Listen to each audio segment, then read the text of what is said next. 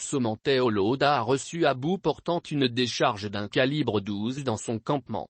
L'ouvrière agricole qui s'adonnait paisiblement à ses activités champêtres dans son campement situé à Anépé, dans le département d'Adzopé, ne pouvait pas d'imaginer qu'il allait recevoir la visite de 303 individus aux idées funestes. Comme rapporté à Coassi par des sources sur place, les 3 malfrats étaient venus dans l'intention de cambrioler le pauvre ouvrier. Les faits se déroulaient dans la journée du jeudi 22 septembre 2022 lorsque de manière inattendue Somenteo Loda, ouvrier de 37 ans, reçoit la visite de ces malfrats. La résistance opposée par l'ouvrier face aux cambrioleurs va lui coûter la vie. À l'aide d'un fusil de type calibre 12, l'ouvrier reçoit une décharge en pleine poitrine et meurt sur le champ.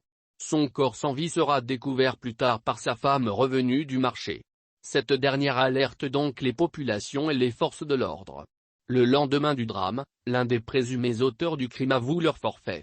Les 3 malfrats ont été transférés à la brigade de gendarmerie d'Adzopé où ils ont été placés en garde à vue en attendant la suite de la procédure. Somenteo Loda a reçu à bout portant une décharge d'un calibre 12 dans son campement. L'ouvrière agricole qui s'adonnait paisiblement à ses activités champêtres dans son campement situé à Anépé, dans le département d'Adzopé, ne pouvait pas d'imaginer qu'il allait recevoir la visite de 303 individus aux idées funestes. Comme rapporté à Coassi par des sources sur place, les 3 malfrats étaient venus dans l'intention de cambrioler le pauvre ouvrier. Les faits se déroulaient dans la journée du jeudi 22 septembre 2022 lorsque de manière inattendue Somenteo Loda, ouvrier de 37 ans, reçoit la visite de ces malfrats. La résistance opposée par l'ouvrier face aux cambrioleurs va lui coûter la vie.